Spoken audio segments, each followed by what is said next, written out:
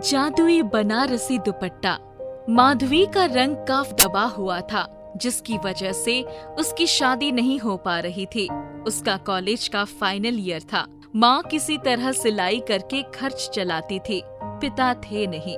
उस दिन माधवी कॉलेज से घर आई तो सीधे अपने कमरे में चली गई। उसने सिलाई मशीन पर काम करती हुई माँ की तरफ देखा भी नहीं। माँ उठकर उसके पीछे पीछे उसके कमरे में आ गई। क्या हुआ? इतनी परेशान क्यों हो? कुछ हुआ है क्या? माँ, क्या हम हमेशा ऐसे ही गरीबी का जीवन बिताएंगे? बेटा, ईश्वर का धन्यवाद करो कि हमारे हाथ पैर सही सलामत है। कम से कम मेहनत मजदूरी करके हमारा खर्च तो चल ही जा रहा है ना। कल मेरी सहेली सुधा की शादी है, उसने मुझे बुलाया है, पर मेरे पास एक भी कायदे की ड्रेस नहीं है। मैं क्या पहनूंगी? मेरी शिफॉन वाली साड़ी पहन लेना। माँ, मैं कितनी बार एक ही साड़ी पहन कर जाऊँ? सब मेरा मजाक उड़ाते हैं। मेरी संदूक में देखो, एक बनारसी दुपट्टा रखा है, शायद तुम्हें पसंद आ जाए। अपने गुलाबी सूट के साथ एक बार पहनकर देख लो। कब खरीदा आपने?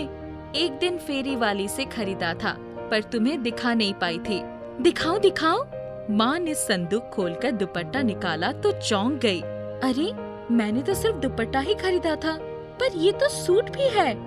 माँ, तुम ऐसा मजाक मत किया करो, जल्दी से दिखाओ। उसने झट से बनारसी दुपट्टा ले लिया और सूट पहन कर आ गई। माँ देखो ना, कितना सुंदर लग रहा है मेरे ऊपर ये सूट। मेरी बेटी है ही इतनी खूबसूरत कि जो कुछ भी पहन ले सब सुंदर लगता है उसके ऊपर। बस थोड़ा सा रंग देने में ही ईश्वर ने कंजूसी कर दिया। सबसे बड़ा आश्चर्य ये है कि ये सूट कहाँ से आया? तुम रख कर भूल गई होगी माँ। हम गरीबों को भूलने वाली बीमारी नहीं होती रे। कितनी मिन्नतें करके उस बूढ़े बाबा से सिर्फ ये बनारसी दुपट्टा 20 रुपए में खरीदा था, बल्कि वो बाबा बहुत कमजोर और थका हुआ दिख रहे थे। तो मैंने उनको 4 रोटियां और चाय दी थी। उन्होंने आशीर्वादों की झड़ी लगा दी थी। ओफो माँ, दान पुण्य करके तुमने एक अच्छा खासा सूट जुगाड़ कर लिया। तुम्हारे पास मेरी हर समस्या का समाधान पहले से ही रहता है। बेटी, हर माँ के पास अपने बच्चों की समस्या का समाधान रहता है।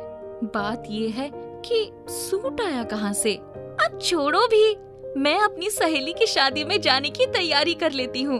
कल कॉलेज से सीधा ही उधर चली जाऊंगी। कॉलेज से सभी लड़कियों ने सीधे उधर ही जाने का प्रोग्राम बनाया है। ठीक है, पर अपना ध्यान रखना और ज्यादा रात हो जाए तो वही रुक जाना। ठीक है माँ। माधवी सुबह उठी तो कॉलेज जाने के लिए तैयार होने चली गई। उसने अपने बैग में सूट रखने के लिए उठाया तो सोने की मीनाकारी वाले कंगन और सेट देखकर हैरान रह गई। माँ, ये कहाँ से आया? धमाके पर धमाका ही हुआ जा रहा है। अब क्या हुआ? ये तुम कहाँ से लाई? अब ये मत कहना कि ये भी तुम नहीं जानती। माधवी, मैं सचमुच नहीं जानती। मैंने तो रात को ये सब तुम्हें ही दे दिया था ना। मुझे देर हो रही है, फिलहाल मैं ये सब लेकर जा रही हूँ। कहते कहते वो कॉलेज के लिए निकल गई। शाम को सभी लड़कियों के साथ वो सुधा के घर पहुँच गई। सुधा ने उन सबको तैयार होने के लिए एक कमरा दिखा दिया। माधवी अपनी सहेलियों के साथ तैयार होने चली गई। जब वो तैयार होकर बाहर आई तो सब उसको देखते ही रह गए।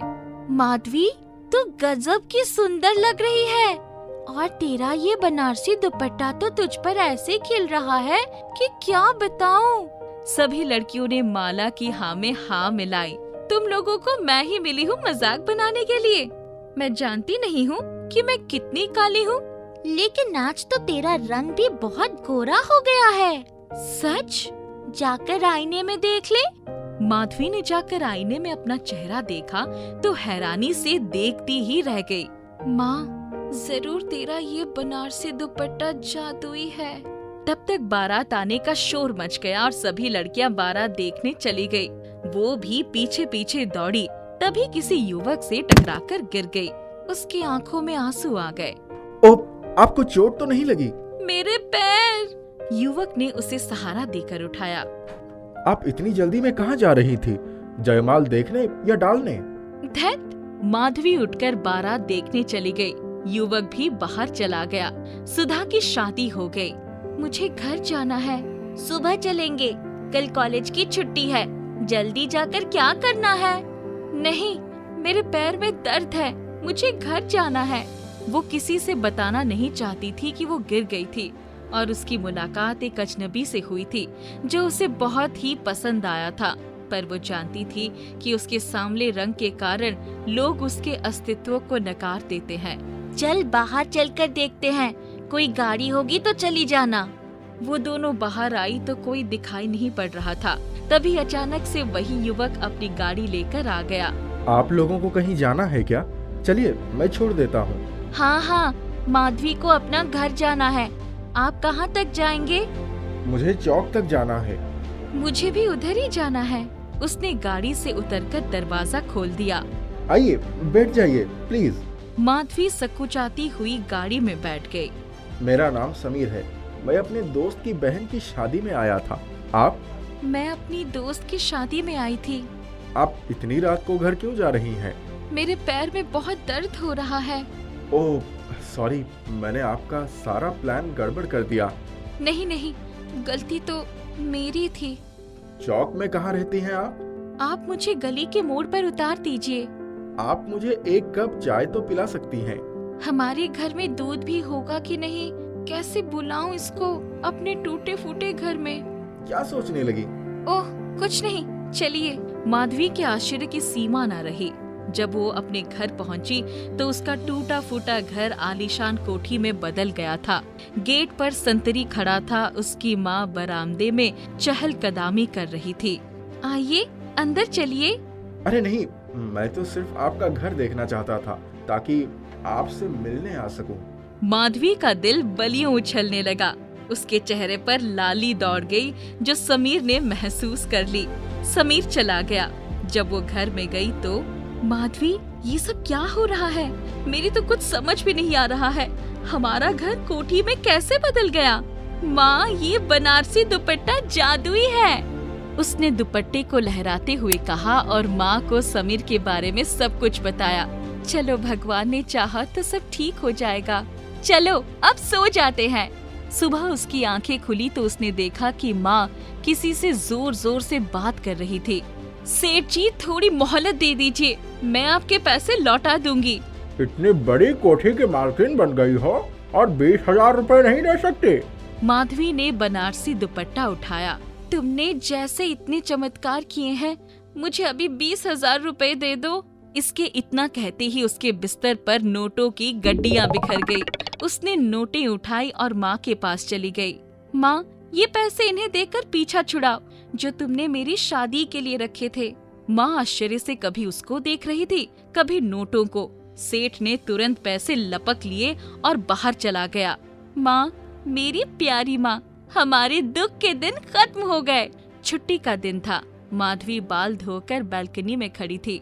तभी उसने देखा कि उनके घर के सामने समीर की गाड़ी आकर रुकी।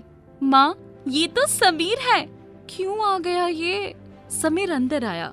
उसने माँ के पैर छुए और आशीर्वाद लिया। आंटी, मैं माधवी से शादी करना चाहता हूँ।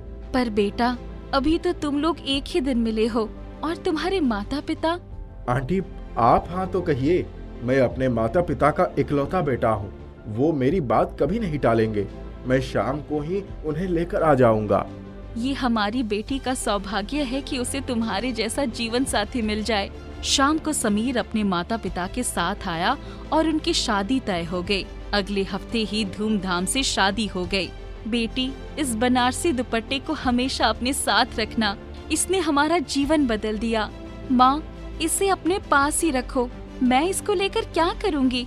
अब मुझे अपना साथी मिल गया है। माँ ने माधवी को गले लगा लिया।